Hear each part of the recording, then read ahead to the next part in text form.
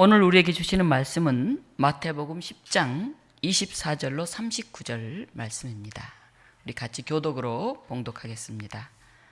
마태복음 10장 24절은 구약성경 16쪽에 있습니다. 제자가 그 선생보다 또는 종이 그 상전보다 높지 못하나니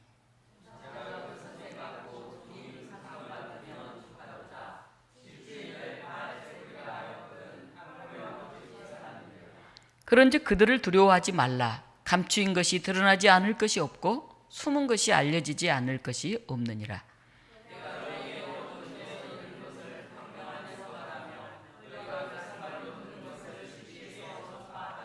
몸은 죽여도 영혼은 능히 죽이지 못하는 자들을 두려워하지 말고 오직 몸과 영혼을 능히 지옥에 멸하실 수 있는 이를 두려워하라.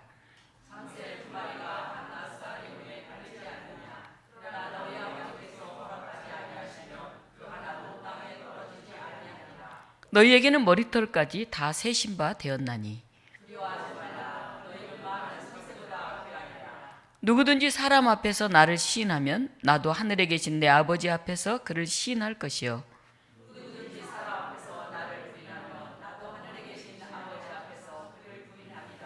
내가 세상에 화평을 주러 온 줄로 생각하지 말라. 화평이 아니요 검을 주러 왔노라.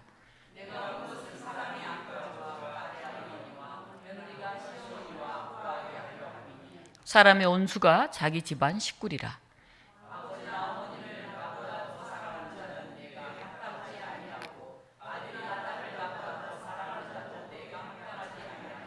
또 자기 십자가를 지고 나를 따르지 않는 자도 내게 합당하지 아니하니라.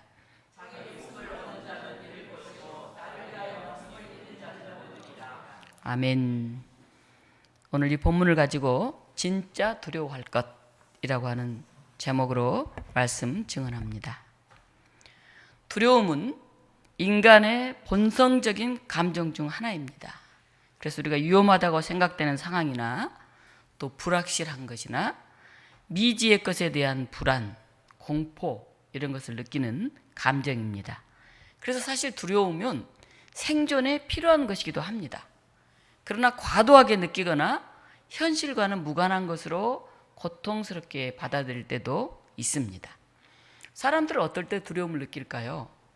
요즘 경제적으로 굉장히 빈부격차가 심하죠. 다 같이 가난할 때는 좀 가난해도 그냥 그러려니 하고 보릿고개 하고 넘어갔어요. 그래서 잘 먹는 사람 너무 잘 먹고 못 먹는 사람 너무 못 먹으면 먹고 살기 힘들면 어떡하나 하는 가난에 대한 두려움이 생깁니다. 질병과 고통은 두렵죠. 병에 걸리거나 사고를 당하면 어떡하나 하는 두려움이 생깁니다. 실패에 대한 두려움이 있습니다. 이걸 하다가 인생이 낙오자가 되면 어떡하나, 사람들에게 버림받으면 어떡하나. 또 죽음에 대한 두려움이 있어요. 갑자기 죽으면 어떡하지? 우리 자녀는 어떡하지? 두려움이 있습니다.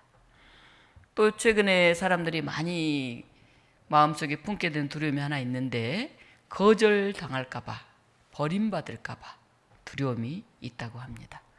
우스갯소리로 이사 갈 때 이 나이 드신 어르신들은 차에 꼭 타고 있어야 된다 그런 얘기 하잖아요. 혹시 떼어놓고 갈지 모른다고.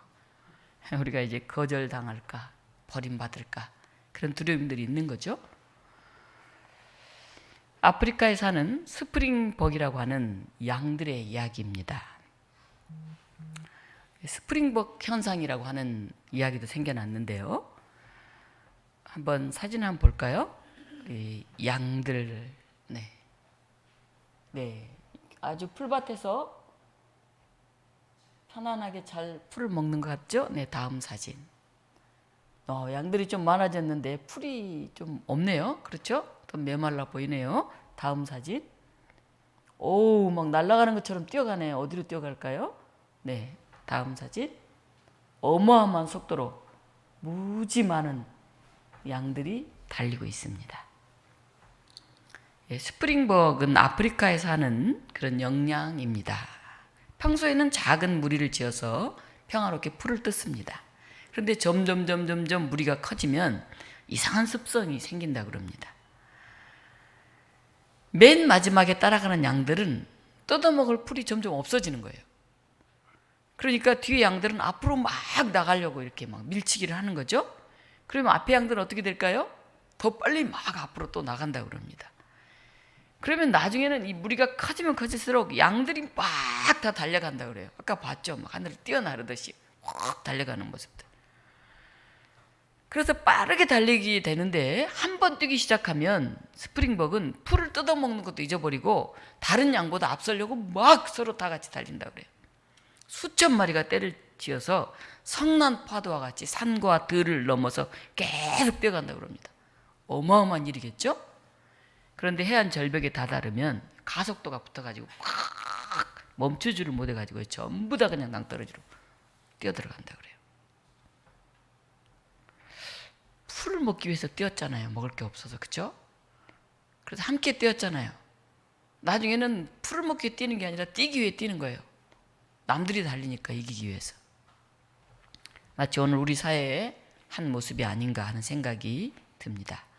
이 배유한이란 작가가 스프링벅이라고 하는 책을 냈는데 그가 이런 질문을 했어요. 당신도 스프링벅처럼 뒤처질까 두려움에 떨고 있지 않나요? 그리고 마지막에 이런 얘기를 또 했더라고요. 밀어주는 게 아니라 떠미는 게 아닐까요? 오늘 우리가 뒤처질까 봐 야, 집 한 채 못 사면 어떡하지? 차 하나 없이 살면 어떡하지? 이렇게 해서 아이 낳을 수 있을까? 야, 좀 서로 함께 가자 하고 막 뒤에서 떠미는데 사실은 밀어준다고 이렇게 밀어주는 거죠. 부모나 형제나 친구는. 근데 사실 떠밀어서 그냥 앞에 거꾸러지게 만들고 있지 않나 하는 물음을 던졌습니다. 오늘 본문 바로 앞부분은 예수님이 12제자에게 권세를 주시고 그들을 세상으로 파송하시는 그런 내용이에요. 이제 세상으로 나간 제자들이 겪어야 할 박해와 어려움, 여기에 대해서 어떻게 대처해야 될지 오늘 본문은 말씀하고 있습니다. 근데 본문에는 두려워 말라 하는 말이 4번이나 나와요. 무슨 말일까요? 세상에 나가서 예수 그리스도를 전하는 것은 굉장한 두려움이었다 하는 것이죠. 그래서 예수님이 이렇게 말씀하십니다. 오늘 읽은 내용이에요. 26절입니다. 그런즉 그들을 두려워하지 말라. 감추인 것이 드러나지 않을 것이 없고 숨은 것이 알려지지 않은 것이 없느니라. 그들을 두려워하지 말라. 그들이 누굴까요? 여기서 그들은 우선적으로 유대인들입니다. 예수님은 제자들이 믿음과 신앙을 지키려고 할 때 유대인들로부터 고난과 핍박을 받게 될 것을 미리 아셨어요. 그래서 고난과 핍박을 받게 될 상황에 대해서 말씀해주고 계십니다. 오늘 본문에 보면 유대인들은 예수님을 바알세불이라고 그렇게 불러요. 이 바알세불은 귀신의 왕, 사탄의 왕이에요. 예수님이 많은 이적들을 행하고 있잖아요. 근데 예수님을 사탄 취급하면서 바알세불이라고 욕하는 것은 하나님 나라를 주관하는 대단한 능력자이신 그분을 고의로 마귀 집안의 우두머리라 하고 비꼬는 그런 얘기예요. 예수님 말씀하세요. 야, 스승인 나도 바알세불이라고 이런 비꼬임을 당하는데 하물며 너희 제자들은 욕을 받고 핍박을 받을 게 너무 당연한 일이다. 그러니까 겁내지 마라 얘기를 합니다. 예수님 오늘 본문을 자세히 보면요, 34절 이후에 보면 가족들과의 불화에 대해서 얘기하고 있어요. 굉장히 부담스러운 얘기죠. 네. 내가 세상에 화평을 주러 온 줄로 생각하지 마라. 검을 주러 왔다. 내가 온 것은 사람이 그 아버지와 딸이 어머니와 며느리가 시어머니와 불화하게 하려 함이니 사람의 온수가 자기 집안 식구라. 깜짝 놀랄 얘기죠. 아니, 칼을 주러 왔다니. 여기서 이 검, 칼은 하나님을 믿는 사람과 믿지 않는 사람 사이에 생겨나는 그런 분리, 불화, 관한 은유예요. 은유. 검을 주러 왔다는 말씀은 불의를 극복하고 악을 제거하는 그런 투쟁을 여러분들 하게 될 거다. 그 얘기를 하는 거예요. 그 과정에는 아버지와 또는 딸과 어머니와 또는 며느리와 시어머니가 이 가족끼리도 불화가 일어나게 된다 하는 말씀을 하시는 거예요. 이 말씀은 예수님이 한 말이 아니고 사실은 미가서 7장 6절에 나온 구약의 말씀을 그대로 예수님이 인용해서 하신 말씀이에요. 미가서 7장에 보면 부패한 이스라엘 사회를 보면서 미가 선지자가 제마다 잘났다고 여기는 사람들이 사는 이 세상의 타락한 모습에 대해서 이 본문을 그대로 쓰고 있어요. 예수님이 그 본문을 가져와서 얘기하시는 거예요. 예수님은 어떤 분일까요? 아버지 아들이 싸우고 어머니와 딸이 싸우고 며느리와 시어머니가 싸우는 것을 찬성하는 분일까요? 그럴 리가 없죠. 예수님은 가족 사랑, 부모 공경을 누구보다도 강조하신 분입니다. 그런데 이제 선택받아서 지금 세상으로 나아가야 되는 당신들이 제자들에게는 부모의 장래보다도 예수 자신을 따라 복음을 전파하는 것, 그게 우선이라고 말씀을 하고 있습니다. 이것은 사실 정말론적인 상황을 염두에 둔 것입니다. 한 제자가 향유를 깨뜨려서 예수의 발에 부은 여자의 행위를 비난했어요. 저 향유 너무너무 비싼 저 향유, 그걸 깨뜨려서 예수의 발에 붓다니 그 돈으로 가난한 사람들에게 나눠주면 얼마나 좋겠나. 맞는 말 같잖아요. 그럴 때 예수님이 이렇게 말했어요. 나의 장래를 위해서 한 것이다. 나는 너희와 언제까지나 함께 있지는 않을 것이다. 마태복음 26장인데 좀 뒤에 나온 내용이에요. 예수님은 회개하라, 하나님 나라가 가까웠다 이렇게 선언했어요. 그러면서 곧 하나님 나라가 다가올 것이라고 그렇게 믿고 계셨어요. 이 시급한 시기에 곧 다가올 그 영원한 나라를 위해서 당장의 혈연보다 더 중요한 것이 있는데 그것을 여러분들이 준비해야 되고 그것을 선포해야 된다. 그렇게 생각하셨어요. 여러분을 가장 잘 알고 있는 사람이 누굴까요? 어떤 사람은 우리 어머니, 어떤 사람은 우리 아버지, 어떤 사람은 우리 형, 혹시 우리 남편, 우리 아내 이렇게 말한다고 하면 참 다행이죠. 남의 편이라 해서 남편이라 이렇게 부른다고 그래서 나를 너무 몰라 우리 남편은. 남자들은 다 그래. 여자들이 이런 얘기를 많이 하잖아요. 나를 잘 알고 있는 사람들, 가족, 우리가 이렇게 생각하기 쉬운데 사실 그렇지 않는 경우가 훨씬 많아요. 예수님의 친척들은 어떠했을까요? 예수님을 붙잡아가지고 고향으로 데려가려고 막 몰려왔어요. 왜냐하면 예수님이 여기저기 떠돌아다니면서 막 이상한 얘기를 하거든요. 그래서 저 미친 거 아닌가? 이런 생각을 했어요. 친척들이. 고향 사람들은 예수님을 믿지 않았어요. 왜? 우리가 예수님을 너무 잘 아는데 저 목수의 아들이야. 저 마리아의 그 아들이야. 근데 제가 무슨 하나님의 아들, 무슨 메시아, 말도 안 돼. 친척이기 때문에 예수님을 더 잘 알 것 같은데 사실은 그렇지 않았다는 것입니다. 예수님은 이런 걸 너무 잘 아셨죠. 예수님을 따를 때는 그리스도인들을 박해하는 적대자들로부터 고난을 받겠지만 때로는 친밀한 사람들로부터도 어려움을 받게 돼요. 예수님 당신이 그걸 누구보다 잘 느끼고 체험한 사람이에요. 오늘날은 사실은 친밀하다고 하는 이들이 서로를 힘들게 해요. 저도 이제 상담을 많이 해봤는데 저한테 상담하러 온 사람들이 아이고 지나간 어떤 아저씨 때문에 힘들어요. 그런 얘기하는 사람 거의 없어요. 우리 남편 때문에 내가 죽겠어요. 우리 엄마 때문에 내가 죽겠어요. 아이고 우리 자식 때문에 내가 못 살겠어요. 다 이러지 어떤 다른 사람 얘기를 하지 않아요. 다 가까이 있는 자기 가족들 이런 사람들 때문에 힘들어 죽겠다는 거예요. 처음에 제가 여기 와서 제가 가족치료를 전공했기 때문에 이제 가족치료 상담을 꽤 많이 받았어요. 근데 한번 이혼 상담을 하러 이제 젊은 이제 여성 또 남편 그 사이에 난 아이를 데리고 이제 왔더라고요. 근데 제가 상담을 하다가 이 부인이 뛰어나가 버리는 거예요. 그러니까 아이는 울고 이 아빠는 아이를 데리고 어쩔 줄을 모르는 거예요. 제가 굉장히 난감했는데 잘 알지도 못한 그야말로 상담하러 온 사람인데 제가 어떻게 관계 형성도 돼 있지 않잖아요. 첫 상담에서. 그들은 내가 상담이 쉽지 않구나. 그래서 요즘 상담을 그렇게 많이 하지는 않습니다. 우리 교우들이라든지 저에게 소개해 준 사람은 그래도 괜찮은데 이제 모르는 사람들 올 경우는 굉장히 어렵더라고요. 예수님은 어땠을까요? 가족들로부터 굉장히 사실은 몰리에 속에서 박해를 받았죠. 우리도 그래요. 가족이기 때문에 잘한다고 생각하고 그냥 격이 없이 툭툭 말하는데 그게 상처가 돼요. 함부로 말하고 또 자기 하고 싶은 대로 그냥 대하는데 그게 굉장히 무례해. 자녀가 부모에게, 부모가 자녀에게, 형제들 간에 다 이게 더 상처가 커. 나를 무시하나 이런 생각이 들어요. 차라리 모르는 사람은 덜 힘드는데 가족이니까 더 힘들어.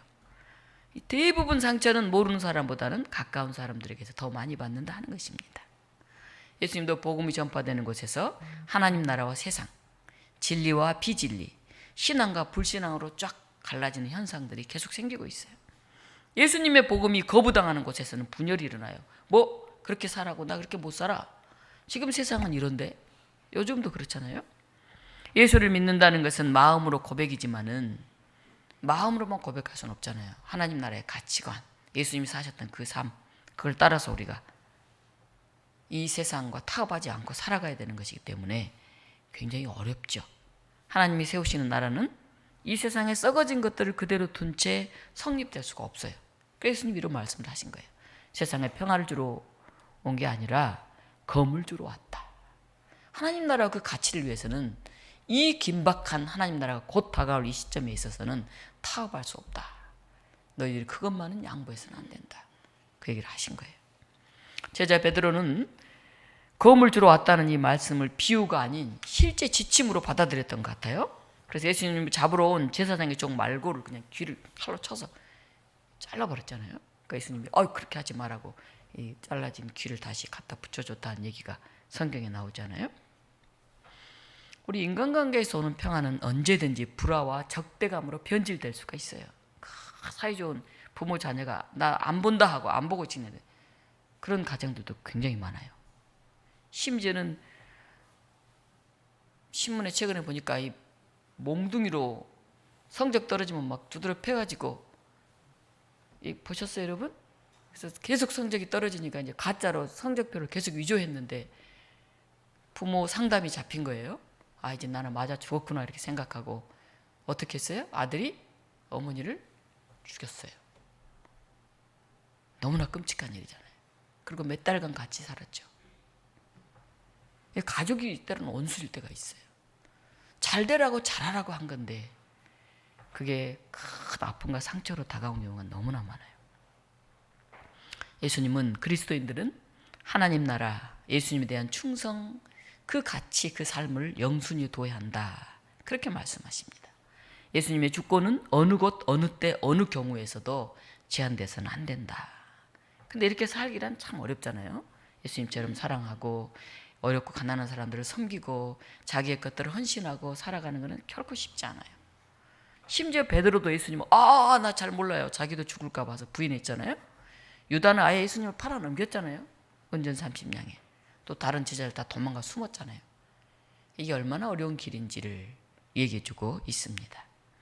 오늘 성경에서 예수님은 박해하는 사람들을 두려워하지 말아야 할 이유에 대해서 말씀하고 있어요. 26절 보면 그런즉 그들을 두려워하지 말라. 왜? 감추인 것이 드러나지 않을 것이 없고 숨은 것이 알려지지 않을 것이 없다. 하나님이 다 보고 계신다.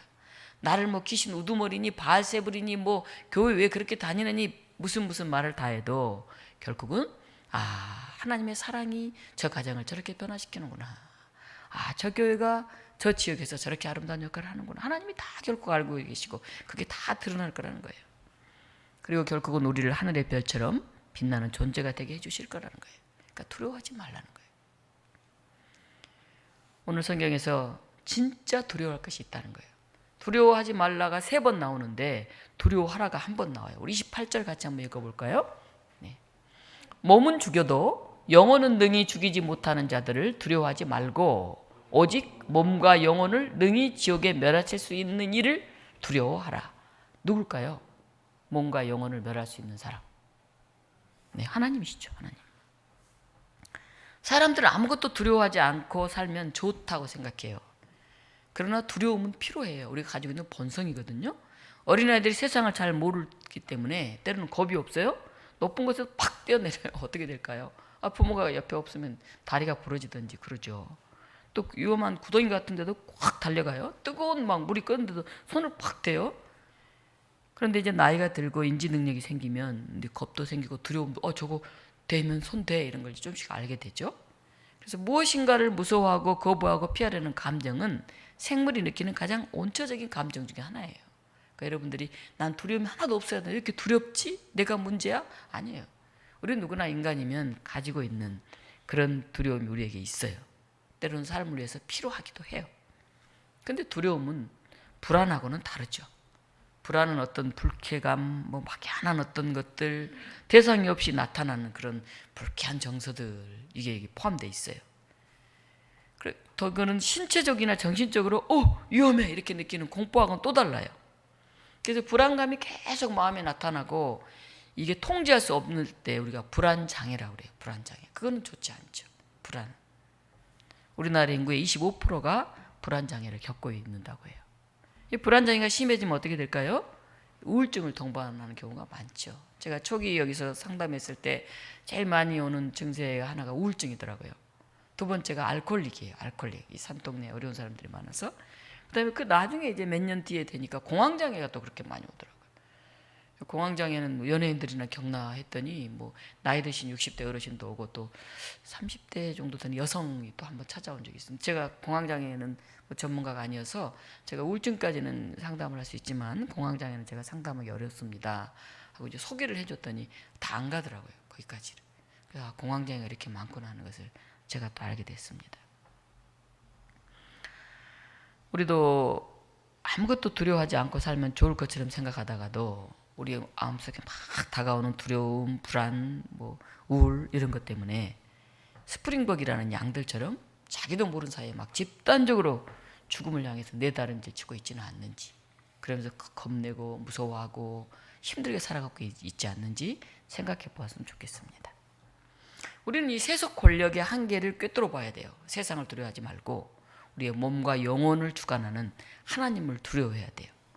예수님은 세상의 악한 세력은 우리의 영혼에는 손을 대지 못한다 그렇게 말씀하세요. 감옥에 갇히고 매질을 당하고 너희 제자들 너희가 핍박을 당하더라도 너희들의 영혼까지는 말살할 수 없기 때문에 두려워하지 말라. 그것은 하나님만이 할 수 있는 영역이다 이렇게 말씀하십니다. 우리 인간은 절대적으로 안전할 수 없기 때문에 우리가 겸손하게 하나님 앞에 서 있어야 해요.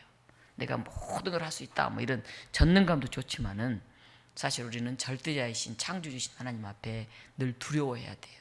하나님, 제가 부끄럽습니다. 제가 부족합니다. 그리고 이 경외감을 가지고 우리가 하나님 앞에 살아갈 때 우리가 건강하게 살아갈 수가 있습니다. 그런데 몸은 죽이나 영혼은 죽이지 못하는 자들을 두려워 말라. 이 말씀은 몸은 좀 이해가 돼요. 근데 영혼은 잘 이해가 안 돼요. 현대인은 인간의 삶을 주로 몸과 관련되게 받아들여요. 먹고 마시고 배설하고. 또 이 정신적인 것도 이 뇌, 우리 속에 있는 이 물질적인 몸의 활동으로 생각해요. 그래서 옛날에 비해서는 영육이혼론이 많이 극복이 됐죠. 그래서 몸을 중심으로 이렇게 생각하면 사람을 이해하기가 좀 좋아요. 그런데 성경은 사람의 몸도 하나님이 창조하셨기 때문에 몸을 아주 함부로 대하지는 않아요.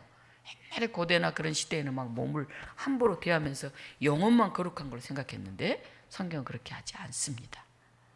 그리고 인간은 몸으로만 성립되지는 않아요. 우리 몸 안에는 몸과 영혼이 다 결합되어 있죠.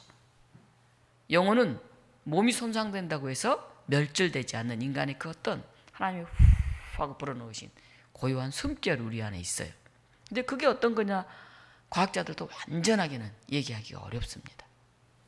저나 여러분은 사실 모르는 게 상당히 많아요. 이 과학이 발전하면 발전할수록 새로운 게 계속 밝혀져 가지고 새로운 걸 점점 알게 된다고 생각하는데 모르는 게 더 많아요. 요즘 병 이름도 얼마나 많은지. 옛날에는 그냥 나이 들어서 죽는다 이렇게 생각했어요. 병 들어 죽으면. 근데 지금은 그 병이 무슨 암이냐 뭐냐 다 지금 하나하나 밝히고 있잖아요. 그러니까 더 복잡해지고 있어요. 정말 공부를 열심히 하면 할수록 더 겸손해져요. 제가 아는 과학자들 중에서도 신앙인이 참 많아요. 우리의 과학으로는 세상에 이 많은 신비를 다 밝힐 수 없다는 걸 알게 되면서 저는 오히려 더 겸손해졌습니다. 이렇게 말하는 분이 많아요. 근데 어설프게 알면은 막 떠들고 막 그렇죠. 영혼은 영원성을 생각하는 그런 능력이 있어요. 시간을 과거와 현재와 미래로 구분할 줄도 알아요. 보이는 것을 통해서 보이지 않는 것을 느껴요. 그것의 총합을 우리는 하나님이라 이렇게 하나님 경험이다 그렇게 말하죠. 우리가 영혼이 있기 때문에 우리는 하나님을 찾습니다. 그런데 21세기를 사는 오늘의 현대인들은 영혼을 다 몸속에 그냥 집어넣어버렸어요. 그래서 하나님에 대한 경외감도 별로 생각하지 않아요. 여러분 최근에 영끌이라는 말 많이 들어봤죠? 어떨 때 쓸까요? 신조어처럼 됐는데 영혼까지 끌어모은다 이런 뜻이에요. 뭘 위해서요? 집 사는데, 부동산 투자하는 데 있어서 돈, 있는 돈, 없는 돈, 대출, 심지어는 영혼까지 연끌해서 집을 사는 이 젊은이들의 형태를 연끌한다. 집을 살 수가 없으니까 돈 벌어서는 2년에 한 번씩 이사 다니려니까 애들 데리고 죽겠으니까 뭐 어떻게 하든지 뭐 빚을 내고 뭐 영혼까지 끌어당겨서 집을 만든다는 거예요. 폰 삼쇼가 쓴 그림자를 판 사나이라고 하는 소설이 있어요. 주인공 페터 슐레밀은 회색 옷을 입은 정체불명의 사나이, 뭐 악마라고도 하는데 그 사나이에게 그림자를 팔고 금을 만들어내는 행운의 자루를 받습니다. 자루에서 금이 나와요. 어떻게 될까요? 엄청난 부자가 되어가지고 부와 호사를 누리죠. 그런데 이 슐레밀은 그림자가 없다는 이유로 사람들에게 외면당하게 돼요. 그래서 태양 아래 당당하게 다니지도 못해요. 사람 하나를 가짜로 빌려가지고 앞세우고 뒤따라다니는 이런 모습을 하고 다니려니 사회로부터 소외된 삶을 살게 되죠. 돈은 많으니까 사랑하는 여인도 만났는데 그 여인이 보니까 그림자가 없는 거예요. 아무리 돈이 많으면 뭐해, 나 당신과 결혼 못해. 그래서 결혼도 거절당합니다. 그때 그는 돈이 전부가 아니라는 걸 뼈저리게 깨달아요. 그래서 그림자를 되찾으려고 해요. 그러자 이 악마가 또 말하죠. 그럼 그림자와 죽은 뒤에 영혼을 바꾸자. 살아있을 때 돈도 그림자도 있고 죽고 나서 영혼 없으면 까짓것 어때요? 확 바꿀 것 같죠? 네, 그런데 이 주인공은 그걸 단호하게 거절합니다. 그림자 없이 사는 게 아니라는 것을 느끼는 거죠. 근데 영혼 없이 산다? 그건 또 어떤 삶일지 그는 선택하지 않아요. 영혼을 잃은 사람도 그림자만 있으면 잘 살아갈 수 있을까요? 최근 실제로 많은 사람들이 악마에게 남몰래 그림자 또 영혼을 저당 잡힌 채 살아가고 있다. 그런 여운을 남기고 있어요. 인간은 무엇으로 살까요? 이 본연의 질문 앞에 다시 서게 하는 그런 책인데 여러분도 꼭 한번 사서 읽어보셨으면 좋겠습니다. 우리가 살아가는 시대는 인간에게 영혼의 무게감을 느끼지 못하게 해요. 심지어 집 사는데 영끌이라고 거기다 영혼까지 다 팔아서 보태는 것 같은 신조어가 생겼잖아요. 자연과학은 영혼을 뇌의 기계적 현상, 물질적 현상으로만 설명하려고 해요. 그래서 인간을 인간답게 만드는 이 하나님의 호흡, 이 영혼, 거기에 대한 생각은 점점 사라져가거나 아주 유축되어 가기 때문에 사람들은 이제 몸만 생각해요. 어떻게 좋은 집에서 어떻게 잘 먹고 어떻게 편하게. 그래서 이 몸을 죽이는 세력들 더 두려워해요. 예수님이 그런 건 두려워하지 말라. 영혼을 더 중요하게 생각해. 이렇게 얘기하셨는데 이생망이라고 하는 말이 나왔어요. 무슨 말인지 아십니까? 우리 어르신들. 이생망. 잘 모르세요? 네, 이번 생은 망했다. 이번 생이 망하면 어떡해요? 아무 선택이 없잖아요. 나는 비록 어려워도 힘들어도 열심히 살겠다 이래야 되는데 이생망. 이번 생은 망했어. 잘못 태어났어. 이런 말을 한다는 거예요. 의식주가 해결되지 않는 정말 가난한 사람들이 이런 말을 한다면 그래도 이해를 하겠는데 평범한 중산층 그냥 보통 대학 나오고 한 이런 젊은이들까지도 이생망 이런 생각하고 있다는 거예요. 스프링복 그런 양 같은 사람들이 점점 많아지면서 차별과 편견이 점점 심해지죠. 요즘 의사 집단에서는 보면 그런 것 같아요. 우리처럼 열심히 공부하고 우리처럼 노력하고 우리처럼 해서 이걸 얻었는데 어떻게 이것을 하루아침에 이렇게 무너뜨릴 수가 있나. 받아들일 수가 없다. 계속. 저는 이해가 좀 잘 안 돼요. 물론 정부가 잘못한 부분들도 있죠. 과정 속에서. 그러나 생각 자체가 저는 이해가 잘 되지 않아요. 의사와 검사들이 가지고 있는 생각들이 참 무섭다. 정말 저 하늘 꼭대기에 앉아있는 사람들 같다는 생각이 듭니다. 거기에 보이지 않는 왕따 문화까지 더해져서 사회가 점점 힘들어지는 것 같아요. 그러니까 너무 불행한 일이에요.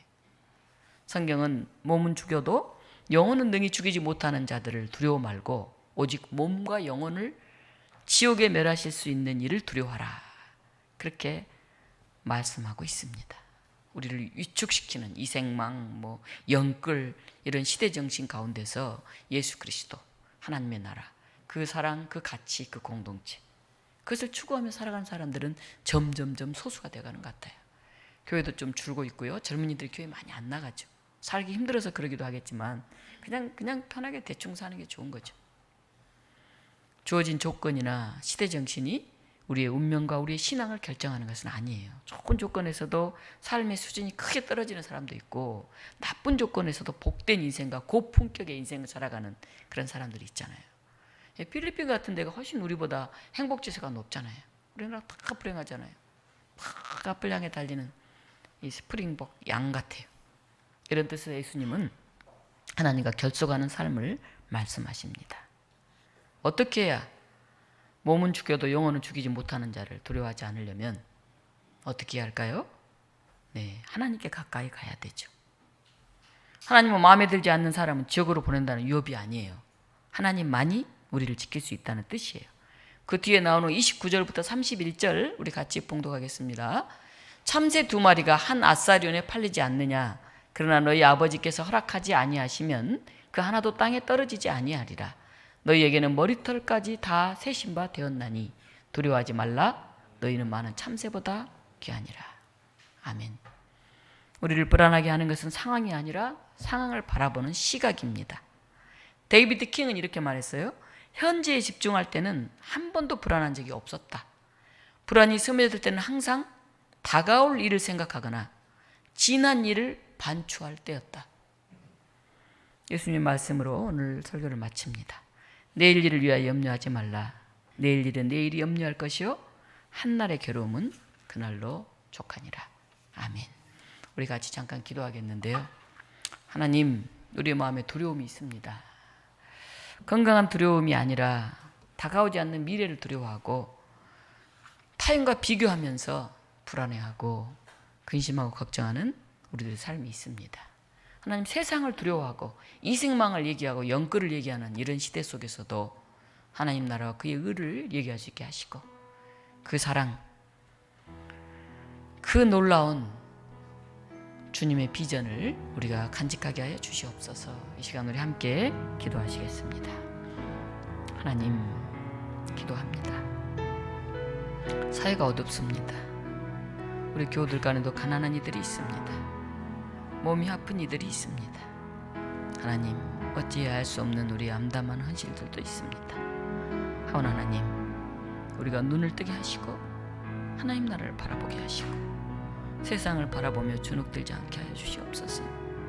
두려움이 더 커져서 세상 속에 휩쓸려서 스프링복처럼 정신없이 뛰어가는 저희들이 아닌지 오늘 우리의 삶을 살피게 하여 주시옵소서. 하나님, 우리의 질주하는 욕망을 멈추게 하시고 하늘을 바라보게 하시고 예수님을 바라보게 하시고 우리의 머리털까지 세시고 참새보다 귀하게 여긴 하나님 의지하게 하여 주시옵소서.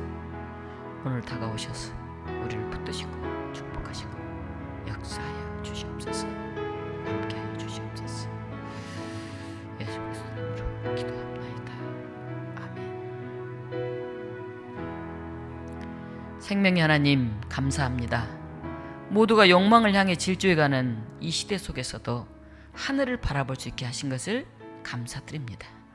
우리의 마음이 맑아지게 하시고 우리의 사랑이 다시 회복되게 하시고 우리의 눈물이 다시 촉촉해지게 하셔서 우리 곁에 있는 어려운 이들을 우리가 살필 수 있게 하시고 우리에게 주신 것들을 감사할 수 있게 하시고 우리의 머리털까지 세시고 참새보다 귀하게 여기시는 그 하나님의 놀라운 붙드심과 위로하심과 이끄심에 우리가 두려움을 떨치고 일어서게 하여 주시옵소서.